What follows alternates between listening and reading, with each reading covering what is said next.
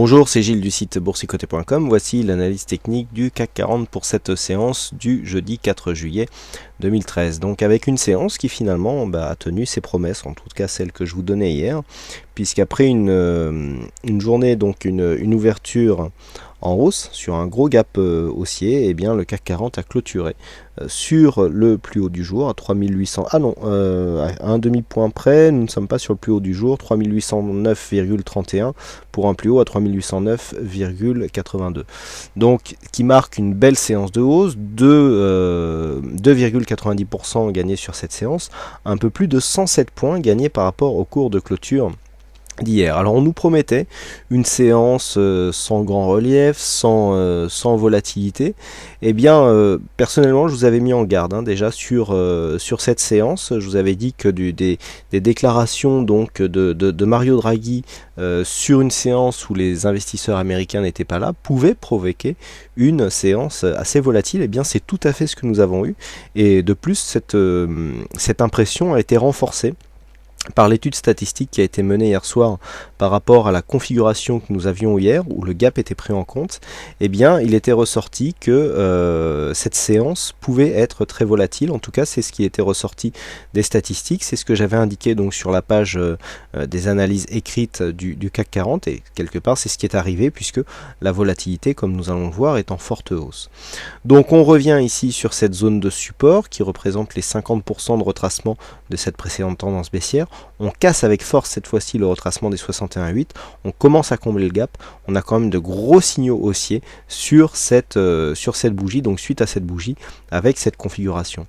Donc du point de vue des indicateurs, on reprend un biais plutôt haussier sur le RSI qui reste malgré tout dans une tendance de fond assez neutre. On invalide ici le signal haussier qui était en cours sur le stochastique et on repart à la hausse. Alors le MACD nous avait envoyé un petit signal hier.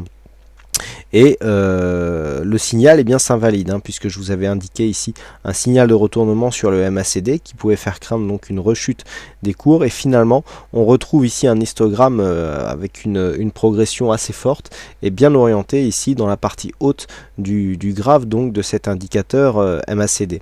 Donc une volatilité donc en forte hausse, comme je vous l'avais indiqué. On n'est pas encore sur des plus hautes sur les plus hautes volatilités, mais on est largement au-dessus de la moyenne avec 2,28% de volatilité intraday sur cette séance. Et puis des volumes, alors ça c'est assez intéressant, pour un jour férié aux USA, eh bien des volumes finalement supérieurs à la moyenne. Alors si on relativise, si on prend en compte justement le fait que les US c'est férié, puisque c'est leur fête nationale, eh bien ces volumes sont loin d'être ridicules. Donc on a une hausse ici qui s'inscrit avec des volumes qui quelque part me semble conséquent si on tient compte justement de l'absence de ces investisseurs. Donc tout ça, ça nous donne quoi? Ça nous donne une configuration qui repart bien. Nous étions ici sur un biais baissier avec ce gap qui n'était pas comblé. Je vous avais indiqué que c'était un gap de rupture, et je vous avais dit que le gap de rupture serait confirmé s'il n'était pas comblé dans l'immédiat. Alors quelque part il n'est pas comblé, par contre il est totalement invalidé, puisque sur ce gap baissier que nous avions ici hier, eh bien nous inscrivons un gap haussier. Alors j'ai vu que certains parlaient ici d'une étoile du matin. Alors personnellement je ne validerai pas cette figure comme étant une étoile du matin, puisque nous ne sommes pas sur un point bas de tendance baissière. Nous étions ici au sortir d'une tendance haussière court terme, et nous avons cette étoile du matin ici qui se forme. Alors on ne va pas l'interpréter comme une étoile du matin, comme une forme de renversement. Par contre, on voit bien ici que ce pattern de 3 bougies, avec ce gap d'entrée et ce gap de sortie, marque une figure de continuité. Nous avions ici une phase court terme orientée à la hausse, phase de stagnation. On avait du mal à passer cette moyenne mobile 20 exponentielle. On a marqué ici cette phase avec gap d'entrée, gap de sortie. On casse cette moyenne mobile 20 exponentielle. On casse ici le retracement des 61,8% avec force, puisqu'on n'arrivait pas à le casser d'une manière pérenne. Je veux dire, la plus haute clôture c'était sur les 3767,48, alors même que le retracement se situe à 3765. Donc on n'avait pas réussi à clôturer d'une manière forte au-dessus de cette zone. Et là, on le fait. On casse ici cette zone, on casse la moyenne mobile 20 exponentielle et on commence ici le comblement du gap. Donc là on a vraiment des signaux, les trois signaux que je vous avais indiqués lorsque l'on commençait à se rapprocher ici, à savoir 61,8, moyenne mobile 20 et ce gros gap baissier, eh bien on vient ici valider, donc après l'ouverture d'un gap haussier, le comblement de ce précédent gap baissier. Donc attention, autant on a pu avoir ici une ouverture sur un gap avec une sortie donc quasiment sur le même niveau, ce qui nous donne donc une certaine puissance sur cette configuration technique. Autant ici, si les cours ouvraient sur un autre gap haussier, on aurait une double validation ici d'un renversement de tendance, puisque nous aurions ici deux gaps baissiers qui seraient du coup invalidés, et là on aurait une force intrinsèque à ce mouvement qui se renforcerait, avec ici une possibilité de casser donc cette zone des 3883 pour venir marquer des nouveaux plus hauts. De toute façon, avec la cassure de cette zone des 61,8%, c'est bien maintenant la zone des 3883 qui est l'objectif de ce mouvement haussier. Donc pour l'instant, donc, on repasse sur un biais haussier court terme. La tendance baissière de fond, elle, n'est toujours pas cassée, car je rappelle qu'il faut absolument casser le plus haut de cette séance ici, qui se situe à 3883 points, pour invalider la poursuite de ce mouvement baissier. Voilà donc ce que l'on peut dire sur cette analyse technique. Donc malgré la forte hausse que nous avons eue, vous voyez qu'il reste encore pas mal de potentiel sur cette tendance court terme. Alors aujourd'hui, il y avait un jeu du fixing, c'est Bluebird donc, qui gagne ce fixing avec un très beau score, puisque le pronostic se situe à 3809 exactement, donc à un score quasi parfait.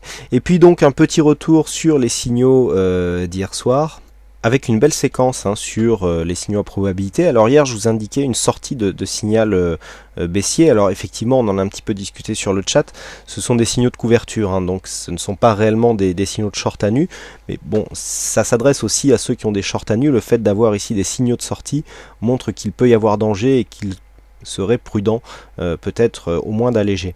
Mais en tout cas, ce que je voulais vous indiquer, c'est le score assez intéressant des signaux donc liés à gestion stratégique de portefeuille sur ces derniers jours, puisque nous avions ici, alors on a eu une petite traversée du désert ici où lors de cette baisse il n'y a eu aucun signal. Donc on est revenu ici avec un signal de couverture, donc un signal baissier qui est arrivé sur cette bougie, avec donc une baisse qui a donné ici un bon résultat, puisqu'on est ressorti ici à l'ouverture de cette bougie, donc avec déjà un petit décalage ici, un signal haussier donc signalé ici qui est intervenu à l'entrée de cette bougie, donc à l'entrée de cette bougie, mais qui est ressorti ici à la sortie de celle-ci, non pardon, à l'entrée de celle-ci. Donc on est ici encore une fois sur une plus-value. Alors vous voyez comment les signaux intraday swing trading ici en daily nécessite de laisser respirer le trade, j'insiste énormément sur cette notion. Il faut pouvoir supporter un petit peu de drawdown pour déboucler des signaux gagnants. Alors c'est l'avantage justement de certaines positions long short où on peut amortir justement ce drawdown. Donc là, malgré un drawdown conséquent, eh bien on revient ici sur une sortie gagnante avec donc une prise de position ici à la baisse, et donc avec une entrée sur cette bougie et une sortie donc suite à la clôture de celle-ci sur l'entrée de la bougie du jour. Eh bien 3 signaux gagnants d'affilée. Alors donc on a la courbe de résultat ici de la stratégie, qui nous étions à mi-juin ici alors nous étions à 22 762 points et nous ressortons avec 23 000 et quelques points, donc environ 240 points gagnés, à 1 euro du point, ça fait 240 euros, et je vous laisse imaginer à 10 gagnés sur cette stratégie, donc qui vient en parallèle des précédentes performances, puisque cette stratégie est basée sur un backtest qui est maintenant performant depuis de nombreuses années et qui a servi à monter, je dirais, les codes des signaux qui interviennent de temps en temps et que j'essaye de vous donner lorsqu'ils arrivent quasiment tous les jours. Voilà donc ce que l'on peut dire sur ces analyses techniques et donc sur les signaux de probabilité. Il ne me reste plus qu'à vous souhaiter à toutes et à tous une bonne soirée, bonne chance dans vos prochains trades, et on se retrouve donc dès demain pour d'autres analyses techniques en vidéo. Bonsoir à tous.